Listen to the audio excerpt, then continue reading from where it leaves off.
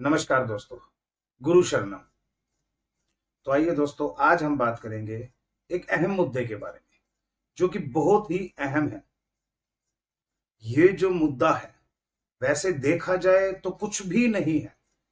अगर कहीं जब नफरत की बात आती है, जब किसी दूसरे पर उंगली उठाई जाती है, तो इस मुद्दे का सवाल सबसे ज्यादा खड़ा होता है। और वो जो सवाल है, वो सवाल है ये कि कौन स्वर्ग में जाएगा, कौन जन्नत में जाएगा, जलाने वाला या दफनाने वाला। ये बहुत ही अहम मुद्दा है। इस बात को जरा गौर से सुनना। अब अगर हम ये देखें कि हिंदू जो प्रथा है, उसके हिसाब से तो जो अंतिम संस्कार किया जाता है, उनके हिसाब से हिंदू धर्म जो धर्म है सनातन, उसमें अंतिम संस्कार किया जाता है, यानी कि उसकी चिता को अग्नि दी जाती है। अगर हम मुस्लिम धर्म या क्रिश्चियन, मतलब ऐसे कई कई बहुत से ऐसे धर्म हैं जहां मुर्दों को दफनाया जाता है। अब ये बात है कि जो दफनाने वाला है, जिसको दफन किया गया है, क्या वो जन्नत में जाएगा, या जिसका अंतिम संस्कार हुआ है, क्या वो स्वर्ग में जाएगा। अब बहुत से ऐसे लोग हैं जो हमसे तरह तरह के कई सवाल पूछे जाते हैं, तो हम उनको यूट्यूब के माध्यम से जितनी हमसे कोशिश हो सकती है, जो उनके सवालों का जो जवाब है वो हम उन्हें दे देते हैं।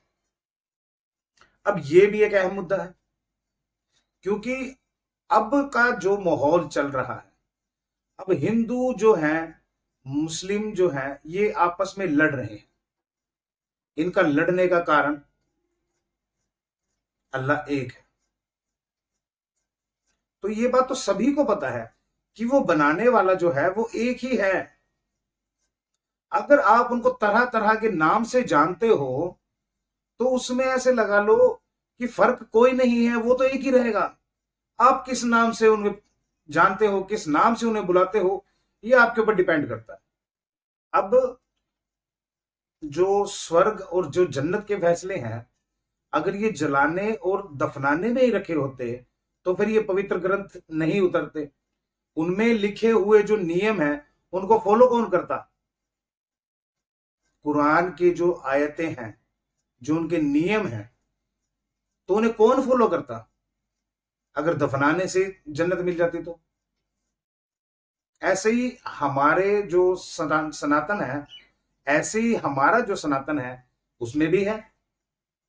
अगर अंतिम संस्कार करने से स्वर्ग में जाता, तो कौन वेदों शास्त्रों का ज्ञान लेता, कौन भागवत पढ़ता, कोई नहीं।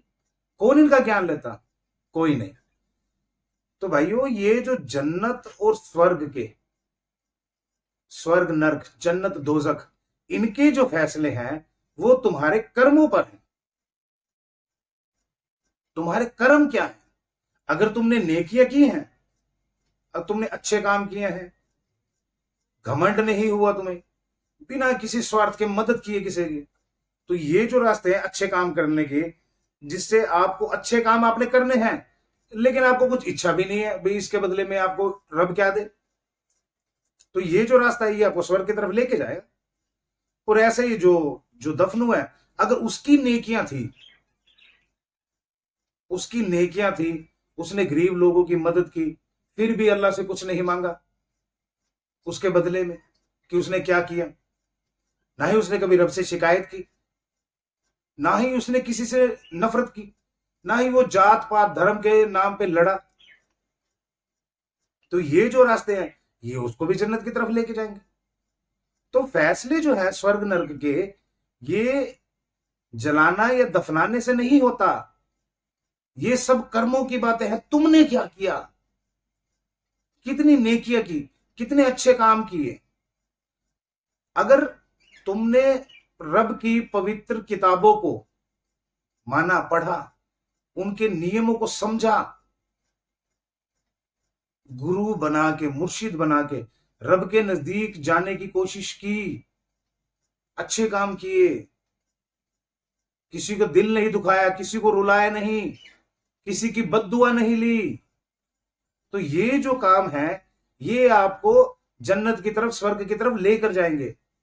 अपने माँ बाप की सेवा करो, अपने बच्चों की अच्छी परवरिश करो, उन्हें अच्छी शिक्षा दो, ये जो काम है, अपनी बीवी की रिस्पेक्ट करो, सब बंदों का सम्मान करो, किसी से नफरत ना हो, चाहे वो कोई भी धर्म हो। ये जो रास्ते हैं ये आपको जन्नत स्वर्ग की तरफ लेके जाएंगे। अगर आपके अंदर ऐसी कोई नहीं है खूबी, आप शराब पी रहे हो, मांस खा रहे हो, किसी और की रिस्पेक्ट नहीं करते, अपने बच्चों की जिम्मेदारी को नहीं समझ रहे, किसी भी धर्म जाति के नाम पे कुछ भी मुंह में आया वो बोल दिया, अपने रिश्तेदारों की परवाह नहीं करते, अपने माँ बाप की बात नहीं मानते, तो ये जो रास्ते है ये नरक की तरफ यानी दोजख की तरफ आपको लेकर जाएंगे। क्योंकि कुरान में भी लिखा है कि शैतान ने रब से वादा किया था कि गुमराह कर दूंगा मैं तेरी आदमजात को। जब शैतान ने अल्लाह से कहा था कि मैं गुमराह कर दूंगा तेरी आदमजात को, तो हम जो अब लड़ रहे हैं तो ये गुमराही वाला ही रास्ता है ना। तो बताओ हमें कौन सी जन्नत मिलेगी? नहीं मिलेगी, नरक, दोजख, इनका सामना करना पड़ेगा। मेरा कोई मतलब नहीं है, मेरा कोई मकसद नहीं है किसी की धार्मिक भावना को ठेस पहुंचाना। जितना हमने अपने मुर्शिद सरकार चांदीराम से सीखा, वे कैसे नेकियों से रब तुम्हारी तारीफ करता है, वो हमने आपके साथ बात करके साझा की, उस बात को आपके साथ शेयर किया। मुझे भी यही लगता है कि जो अगर बंदा जो नेकिया करेगा तो रब उसकी तारीफ करेगा, जब तारीफ करेगा तो उसे स्वर्ग तो पक्का ही है। लेकिन वो जाएगा कौन से स्वर्ग में ये फाइनल नहीं है, लेकिन हाँ जरूर उसकी नेकियां उसको रब के रास्ते का, जो रब के घर का जो रास्ता है वो कहीं ना कहीं साफ करने में मदद करेगी। उसकी नेकियां, उसकी खूबी, उसके अंदर नेकियां कितनी है। अगर नेकियां नहीं होंगी तो वही दोजख तो पक्का है ही, नरक तो जाना ही। तो कभी मत लड़ो आपस में कि जलाने वाला स्वर्ग में जाएगा, दफनाने वाला जन्नत में जाएगा। भाई इसकी कोई गारंटी नहीं है। अगर कुरान के हवाले से ही देखे तो सभी को दफनाया जाएगा, लेकिन अल्लाह ने उनके लिए भी तो दोजख बनाई है ना। अगर हम अपने हिसाब से देखें भाई जलाने वाला स्वर्ग में जाएगा, तो नरक तो हमारे ग्रंथों में भी है। तो फिर ये बात तो तय है कि रब ने जलाने और दफनाने का सिस्टम जो है वो यहां तक नहीं रखा, वो तुम्हारी नेकियों पर रखा है। अगर हम नेक होंगे तो रब हमें जरूर स्वर्ग तक लेके जाएंगे, अगर नहीं होगा तो फिर रब की नाराजगी को बर्दाश्त करना पड़ेगा, शर्मिंदा होना पड़ेगा हमें उस रब के फरिश्तों के आगे कि हमने क्या किया, रब से क्या वादा करके गए थे, क्या किया हमने। हमारी ये जो नाकामियां हैं ये हमें नरक की तरफ लेकर जाएगी। गुरु शब्द।